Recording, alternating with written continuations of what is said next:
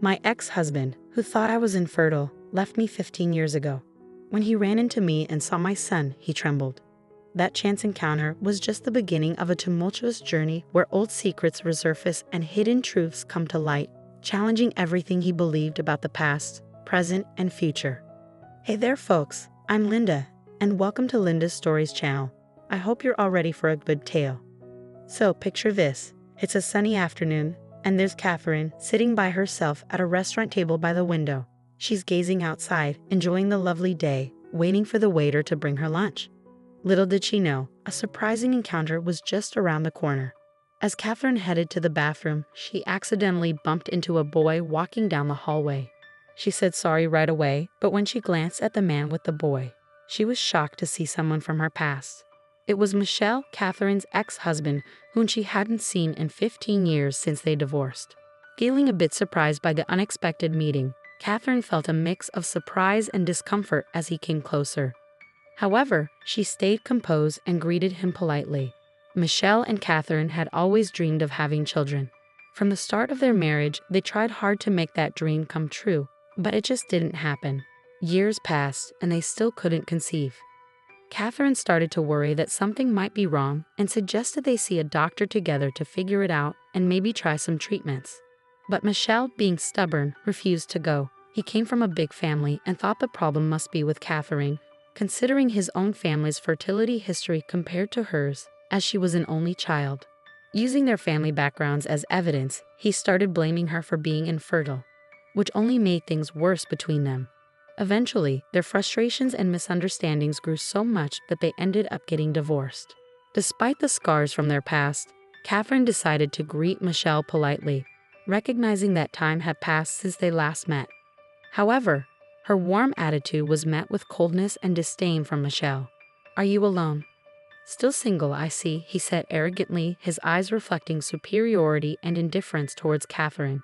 With a gesture implying his supposed superiority, he introduced the young man beside him. "This is my son, Austin," he announced proudly, as if it were a personal accomplishment. "He's a real genius, just like my new wife, Sophie," he added, nodding towards a woman at another table, a hint of pride in his voice as he talked about his new family. Catherine was astonished by Michel's arrogance. She had hoped that after so many years, things might have changed between them, but his behavior showed otherwise. It was clear that he was still as proud as ever. However, little did Michel know, something was about to happen that would shake up his entire family's destiny and change the course of his own history forever. As they talked, a tall and caring young boy approached Catherine.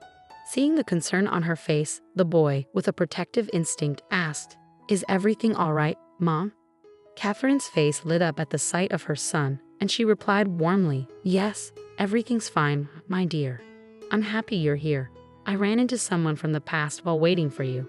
She gave her son a loving kiss on the cheek, appreciating his care. "I want you to meet my son, Michel," Catherine continued, smiling as she noticed the surprise on Michel's face. "This is Nathan." Michel couldn't conceal his surprise upon discovering that Catherine had a son. His eyes widened, reflecting a whirlwind of thoughts as he realized the boy was already a teenager, about 15 years old. Before Michel could say anything, the waiter arrived with Catherine's lunch, breaking the moment. Taking advantage of the interruption, Catherine excused herself and joined her son, leaving Michel lost in his thoughts. Returning to his table with his son and wife, Michel appeared distant, his mind elsewhere.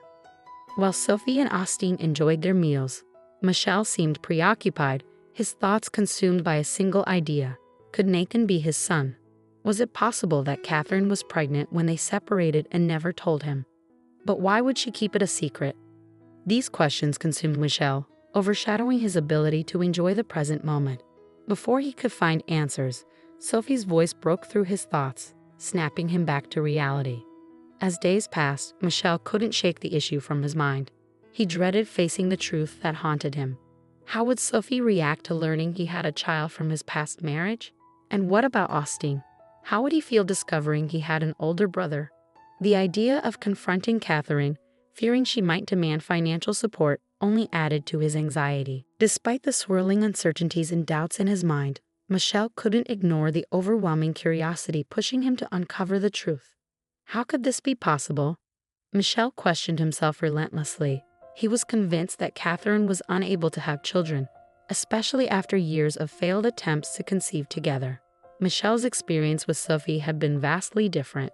A few years after his divorce, he met Sophie, and she soon became pregnant with Austin. Upon hearing the news, they swiftly decided to marry, embarking on a new life together. These contrasting circumstances only deepened Michel's doubts and confusion about the possibility of Nathan being his son. Michel found himself caught in a profound internal struggle. On one side, he yearned for the truth, but on the other, he dreaded the potential upheaval in his life if Nathan turned out to be his son. His pride urged him to maintain the facade of a perfect family with Sophie and Austin, convincing himself that Nathan and Catherine's reappearance would only bring chaos and disruption. Yet, Catherine's persistent silence on the matter intrigued him further. Why would she keep Nathan a secret from him? This mystery intensified his curiosity and deepened his doubts.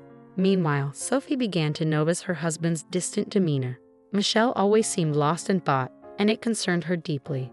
Determined to uncover the cause of his distress, she confronted him, ready to face whatever truth lay behind his troubled behavior. Feeling trapped and unable to keep his worries to himself any longer, Michel finally opened up to his wife about his suspicions. Sophie was taken aback by Michel's revelations, her eyes widening in disbelief and apprehension. "Do you think Nathan could be your son?" she asked, her voice betraying surprise and uncertainty. Taking a deep breath, Michel mustered the courage to admit his suspicions. "Yes, I believe it's a possibility," he confessed, his voice tinged with doubt. Concern furrowed Sophie's brow. "But Michel, this could turn our lives upside down. Are you sure it's wise to pursue this truth?" she asked, her apprehension evident in her tone. Michel nodded resolutely. "I have to know, Sophie. If Catherine won't tell me the truth, then I'll arrange for a DNA test," he declared firmly, his decision firm and unwavering. "No, Michel, please don't do this," Sophie pleaded, desperation creeping into her voice. "We shouldn't get mixed up in their lives," she reasoned, attempting to sway her husband. "Let's just leave the past where it belongs and focus on our future." Sophie tried everything to dissuade Michel from pursuing the truth, convinced it was best to leave things in the past. She thought she had convinced him, but Michel remained resolute in his determination to uncover the truth. Against Sophie's wishes, Michel decided to contact Catherine and arrange a meeting, determined to seek answers. Catherine was taken aback when Michel reached out to her after their unexpected encounter at the restaurant. She never expected to hear from him again, recalling his arrogance from their past. Initially hesitant, she declined his invitation. However, Michel's persistence eventually persuaded her to agree, albeit reluctantly. "Catherine, there's something important we need to discuss," Michel began, sounding unsure. "It's been weighing on my mind since our meeting at the restaurant. I've been thinking about it a lot lately, and I need to know the truth," he asserted firmly. "What's this about? What do you mean?" Catherine asked, puzzled. "You know exactly what I'm referring to," Michel snapped back. "I'm talking about Nathan. If he's my son, I deserve to know," he declared emphatically. "Oh, so that's why you were so surprised at the restaurant," Catherine chuckled, putting the pieces together. "What's so funny?" Michel demanded. "I deserve to know the truth." "No, Nathan isn't yours," Catherine affirmed, frustrated by Michel's insistence. Unsatisfied, Michel pressed on. "Then whose son is he?" he demanded. "You, a single mom with a 15-year-old son. He has to be mine. I just don't understand how that's possible. You were infertile." "You always jump to conclusions," Catherine shot back, annoyed by Michel's accusations. "Nathan isn't yours. I've already told you he's Gregory's son, my husband's." Michel was taken aback, and Catherine clarified, "Nathan isn't 15. He's tall like my husband, but he's actually just about to turn 14. There's no way he could be your son," Catherine asserted. "After our divorce, I went to see a doctor to figure out why I couldn't conceive and maybe explore treatment options," she explained. "But the doctor told me there was nothing wrong. I was perfectly healthy and capable of getting pregnant. And that's exactly what happened. Once Gregory and I got married, I became pregnant with Nathan, and later on, we had 2 more sons, Evan, who is 10, and Theo, who is 7. After the confrontation with Catherine and the revelation that Nathan wasn't his son, Michel felt deeply intrigued and disturbed.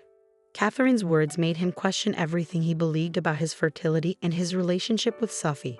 Angry and confused, Michel tried to make sense of it all. He couldn't understand how, coming from a large family, he only had one child with Sophie, while Catherine, whom he thought was infertile, had 3 children with her husband. Ultimately, Michel decided to take Catherine's advice and see a doctor. Sophie, thinking she had convinced him to move on from the past, had no idea what Michel was up to, and he couldn't anticipate what he would discover. The medical tests revealed a truth that rocked Michel to his core. He was sterile. This revelation triggered a flood of questions about his marriage to Sophie. How could he have fathered a child with her if he was sterile? This newfound knowledge cast doubt on the very foundation of their relationship. Michel spent a considerable amount of time lost in thought, contemplating the significance of this revelation and its implications for his life and his marriage to Sophie. He was faced with the daunting task of redefining his identity and role as a husband and father. Amidst the turmoil of this painful discovery, when he confronted Sophie, Michel was devastated to learn the truth about Austine. She admitted that during the early stages of their relationship, she had a brief affair with another man, resulting in her pregnancy with Austine. The revelation left Michel utterly shattered, feeling as though his entire life had crumbled around him. His pride and confidence in his fertility had blinded him to the truth for so long. Now he was confronted with a new reality that shook the very core of his beliefs about his marriage and his role as a father. Michel had to come to terms with this newfound truth. He found himself faced with the daunting task of rebuilding his relationship with Sophie on a foundation of shattered trust. Moreover, he grappled with the emotional challenge of reconciling his feelings towards Austine, knowing he wasn't his biological son but still loving him as his own child. This revelation marked a profound turning point for Michel, but he understood the necessity of forging ahead and reconstructing his life upon this newfound truth. This narrative underscores the vital role truth plays in fostering healthy and enduring relationships. Honesty, both with oneself and with others, serves as a cornerstone for nurturing mutual trust and respect.